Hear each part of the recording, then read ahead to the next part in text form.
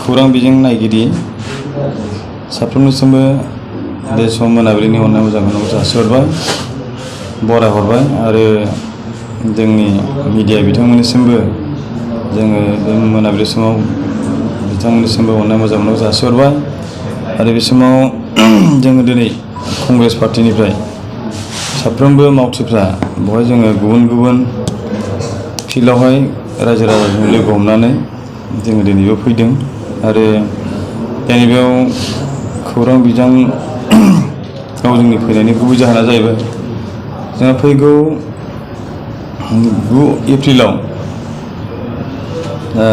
आसाम बिधान सभा बिसायख'थि जानो थांगासिनो दङ आरो दिनै जोङो बे बिसायख'थियाव जोंनि कंग्रेस पार्टीनिफ्राय दतमा समस्ति हिसाबै 2 नं दतमा ST LAC समस्ति हिसाबै जोङो मैखोमै रल लानानै खामानि मावदों। दा गुबुन गुबुन समाव जोङो कंग्रेसनि दोहौखौ बेबायदि मोनबोफेराखैमोन, नाथाय दिनै 2022 मायथाइनि 9 एप्रिलाव जानो गोनां जेनाखि बिधान सभा बिसायख'थि, बे बिसायख'थिनि दोहौआ एबाराव एसे आलादा रोखोम। दिनै जोङो कंग्रेस पार्टीयाव फैनानै जोबोद मोजां मोनदों, खामानि मावनाय स्कप होदों जोंनो आरो जोंनि गेजेराव खुनु बिदि एना एनि थासारि जों मोनाखै। दा जोंनि थांखिया बेल'नो, जोंनि उद्देश्यआ बेल'नो, कंग्रेसखौ जेरैबाबो सरकाराव लाबोनांगौ, दतमा समस्तिखौ जेरैबाबो उद्धार खालामनांगौ, कंग्रेस पार्टीनि बिजाथि बिरखां बर' सारखौ जों जेरैबाबो देरहाहोनानै दिसपुराव दैथायहरनांगौ आरो बिथाङा दैथायहरखांनायनि उनाव जोंनि गेजेराव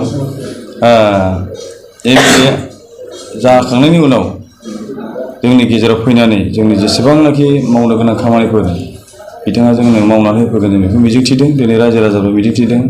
दिनै मोनफ्रोमबो गामियाव गुबुन गुबुन हारि माहारि धर्म फारागथि गैयालासे जोङो मेल मिटिं खुंदों, रायजो राजाखौ हांख्रायदों, खावलायदों।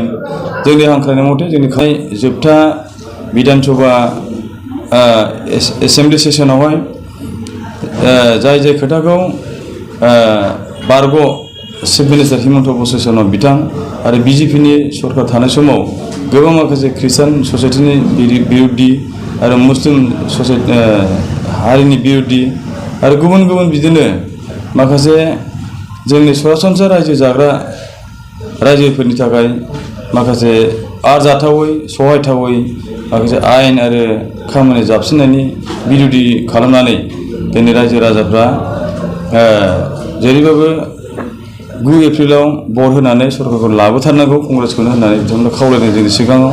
दा बेनि थाखायनो जोङो खोब मोजां मोनदों, जोंबो खावलायदों बेखौनो, नोंथांमोना जेखौ आसा खालामदों, जेखौ मावलांनो हायाखै जों बेखौ मावफुंगोन।